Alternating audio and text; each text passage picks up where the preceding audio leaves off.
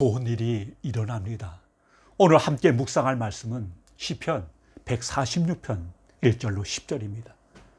시편 146편은 흔히 할렐루야 시라고 부릅니다.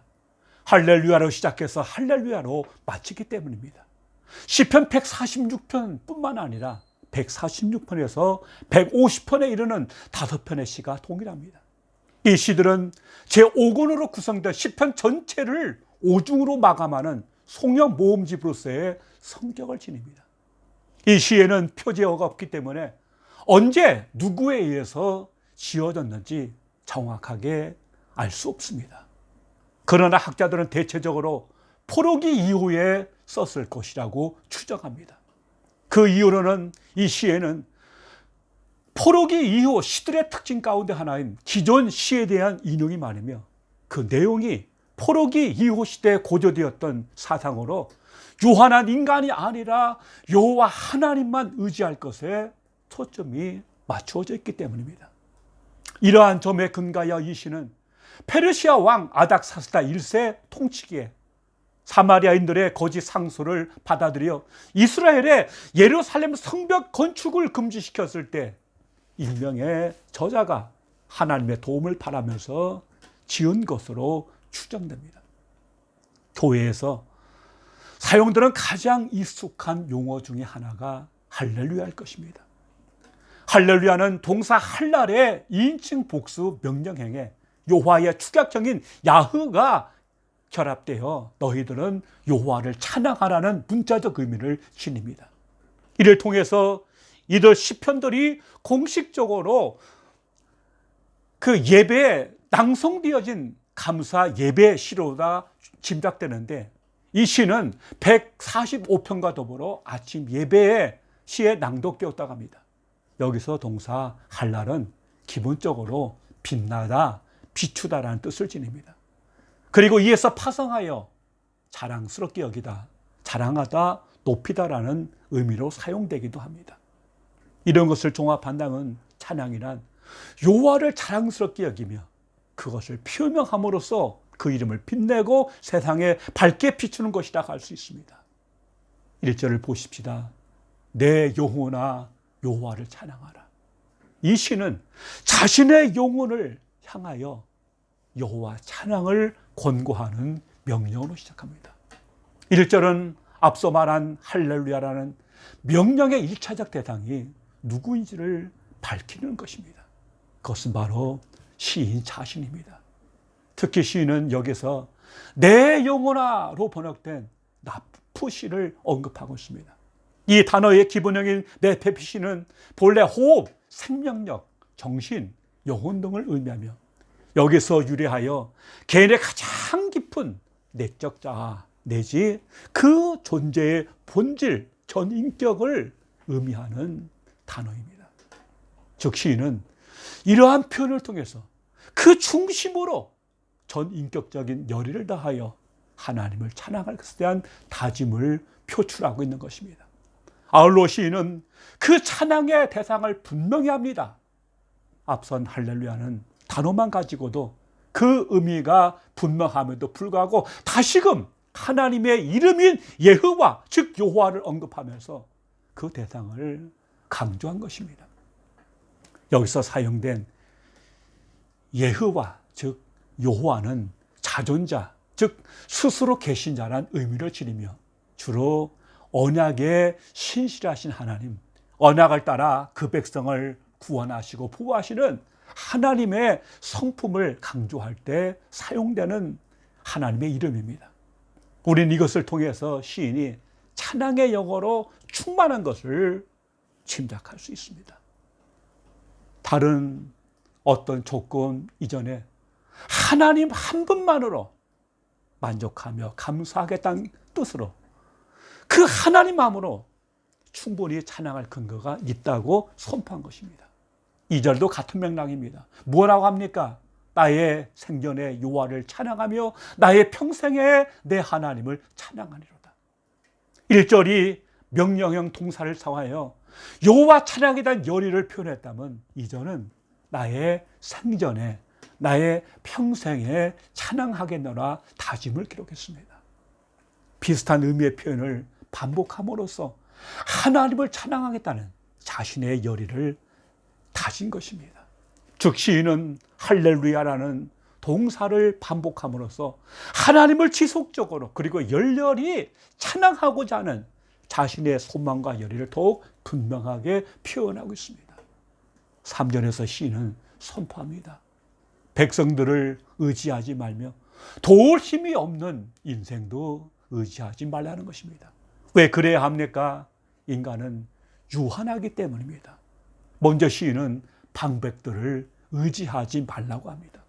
여기서 방백이란 통치자들, 세상에서 힘께나 쓰는 높은 사람들을 뜻합니다.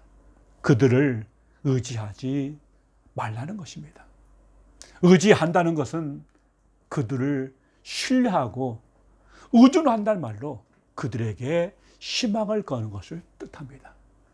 그러나 시인은 3절에서 높은 자들은 물론 도울림이 없는 낮은 자들도 의지하지 말라 합니다. 시인은 이러한 표현을 통해서 사람들이 보기에 힘이 있고 권세를 지니고 있으며 충분히 의지할 대상으로 보이는 이들이 결국 힘이 없는 허탄한 존재에 불과함을 규정한 것입니다. 왜 그렇습니까? 인생이란 근본적으로 하나님의 심판으로 인해 멸망하여 흙으로 돌아갈 존재이기 때문입니다. 최근 유명 정치인의 죽음을 보면서 이런 생각을 더하게 됩니다.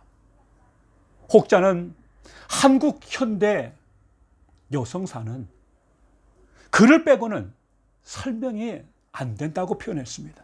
그래서 그는 여성 인권에 관한 한 혁혁한 공을 세우고 그 공으로 영화를 누린 사람이었는데 그가 그 이면에서는 정말 충격적인 정반대의 삶을 산 그 이면과 그리고 그의 극단적인 선택을 보며 정말 인생이 무엇인지를 다시 생각하게 됩니다. 죽은 이를 향한 안타까운 글을 페이스북에 올린 제 친구 목사의 글을 보면서 사람을 믿고 의지한다는 것에 허망함을 곱씹게 됩니다. 누가 그런 인생에게 전인격적인 신뢰를 보낼 수 있습니까? 사람이란 자신을 의지하는 자에게는 물론 자신조차도 도림이 없는 스스로를 구원할 수 없는 존재입니다. 인간의 허망함은 4절 말씀처럼 그 호흡이 끊어지면 흙으로 돌아가서 당일에 그 도모가 소멸하기 때문입니다. 4절은 3절에 이어 인간이 의지의 대상으로 삼지 말아야 할 방백이나 인생의 유한함, 허무함을 다루고 있습니다. 여기서 그 호흡이로 번역된 단어는 바람, 숨, 호흡, 생기 등의 뜻입니다. 여기서는 숨이나 호흡의 의미로 사용되지만 그들의 생명이 마치 바람처럼 덧없고 순식간에 일어나서 사라지는 것이라는 의미를 암묵적으로 전달하고 있습니다. 이러한 인간의 허무함은 이어지는 당일에라는 단어를 통해서 심화됩니다. 이 말은 바로 그날에라는 뜻입니다. 그에게 정해진 죽음의 날이란 말입니다. 즉 하나님 외에는 누구도 알 수 없지만 각 사람은 그 정해진 죽음의 날이 있으며 그 날이 되면 그가 무엇을 궁구하고 시도했던지 그 모든 것이 허무한 것이 되고 말 것이라는 의미를 함축하는 것입니다. 그러기에 시인은 5절에서 오늘의 핵심적인 메시지를 던지고 있습니다. 야곱의 하나님으로 자기 도움을 삼으며 여호와 자기 하나님에게 그 소망을 두는 자는 복이 있도다. 아멘입니까? 여기서 시인은 왜 야곱의 하나님이라고 하면서 야곱을 콕 집어 말할까요? 이스라엘의 조상 즉 언약 백성인 야곱에게 있어서 하나님은 신이 그를 찾아오셔서 언약을 맺으시고 그의 인생 여정과 그 여정 가운데 닥쳤던 온갖 위기와 어려운 가운데서 그를 책임지고 보호하셨던 분이시기 때문입니다. 시인은 야곱을 예로 들면서 하나님은 그 하나님을 자기 하나님으로 삼는 자가 복이 있다고 말한 것입니다. 이는 3절과 4절과 참 대조를 이룹니다. 즉 도울 힘도 없고 죽으면 흙으로 돌아가는 인생에 불과한 방백을 의지하는 자는 결국 허무하고 수치스러운 결말을 맞을 것이지만 야곱의 하나님을 의지하는 자는 야곱이 그랬던 것처럼 복되고 은혜로운 결과, 아름다운 결과를 맞을 것임을 암묵적으로 전달한 것입니다.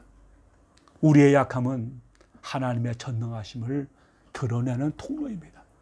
만물을 지으신 하나님은 만물 안에 함께 하시어 만물의 필요를 채워주십니다.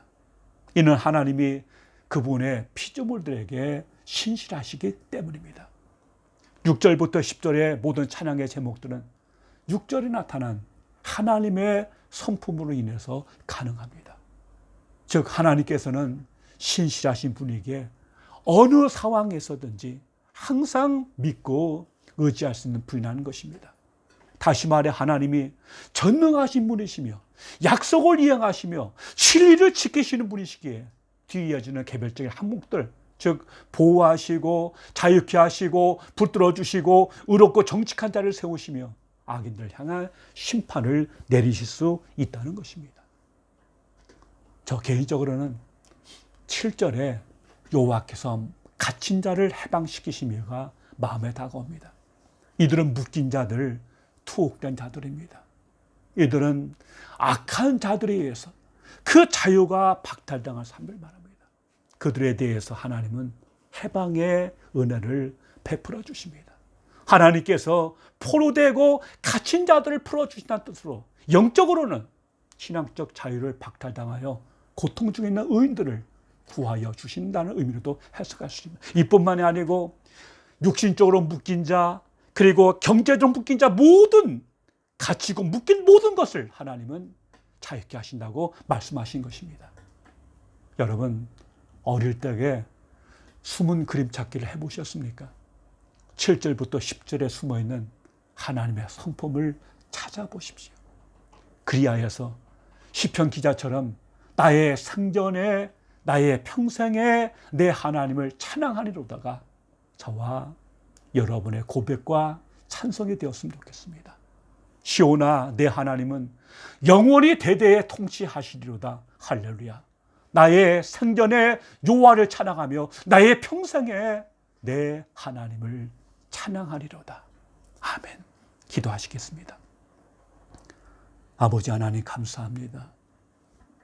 우리를 이 땅에 지으시고 오늘까지 인도하시는 동안 때를 따라 공급하시고 채워주시고 역사해 주시니 감사합니다.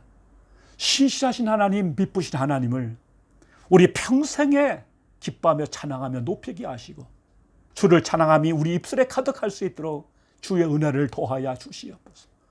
어려운 때를 살아가는 우리 모든 인생이 참으로 의지할 분이 야곱의 하나님임을 알게 하시고 그 하나님 믿고 의지하면서 남은 생애를 거침없이 믿음으로 살아가는 하나님의 사람들 되게 하여 주시옵소서. 예수님 이름으로 기도하옵나이다. 아멘.